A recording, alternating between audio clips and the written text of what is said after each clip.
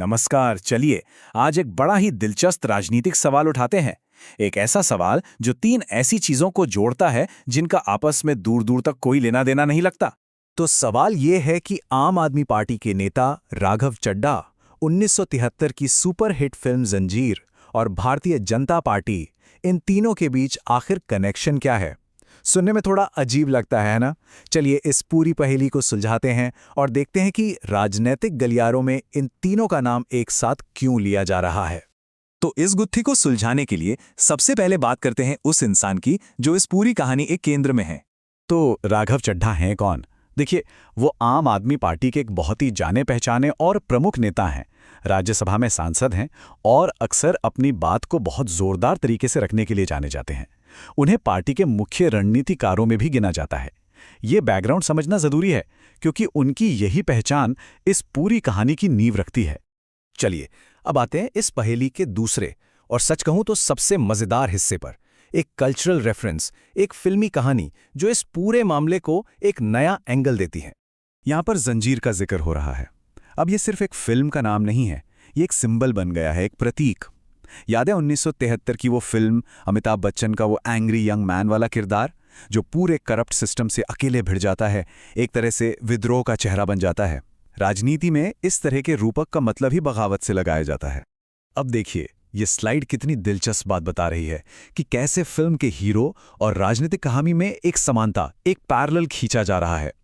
एक तरफ फिल्म का हीरो है जो सिस्टम से तंग आ चुका है और दूसरी तरफ एक राजनेता को इस तरह से पेश किया जा रहा है कि वो भी शायद मौजूदा व्यवस्था से खुश नहीं है। दोनों ही स्थापित सिस्टम को चैलेंज करते हैं। यही तुलना है जो आगे की अटकलों के लिए जमीन तैयार करती है। और बस इसी फिल्मी रूपक का सहारा लेकर हम पहुंचते हैं कहानी के तीसरे और सबसे ज्यादा कह सकते हैं अटकलों वाले हिस्से पर, जो उस राजनेता और उस प्रतीक को एक बड़ी राजनीतिक पार्टी से जोड़ता है। तो ये जो जंजीर वाली बात है ना, ये यूं ही हवा में नहीं आई है। इसका इस्तेमाल खास तौर पर उन राजनीतिक बहसों में हो रहा है जहां किसी नेता के पाला बदलने की, मतलब पार्टी बदलने की अटकलें चल रही हैं। ये बस एक विश्लेषण है कि ऐसी चर्चाएं फैलती कैसे हैं, किसी तथ्य की पुष्टि नहीं। तो इसका सबसे गहरा मतलब क्या है? मतलब ये कि एंग्री यंग मैन का ये सिंबल इस्तेमाल करके एक नैरेटिव बनाया जा रहा है, एक कहानी गढ़ी जा रही है कि भाई ये जो शख्स हैं ये एक ऐसे मोड़ पर खड़े हैं जहां वो इतने फ्रस्ट्रेट हो चुके हैं कि या तो अपनी ही पार्टी के खिलाफ आवाज उठा सकते हैं या फिर पार्टी ही छोड़ सकते हैं। तो अब तक हमने तीनों टुकड़ों को अलग अलग देख लिया, राजनेता, फिल्म का सिंबल और अटकलें।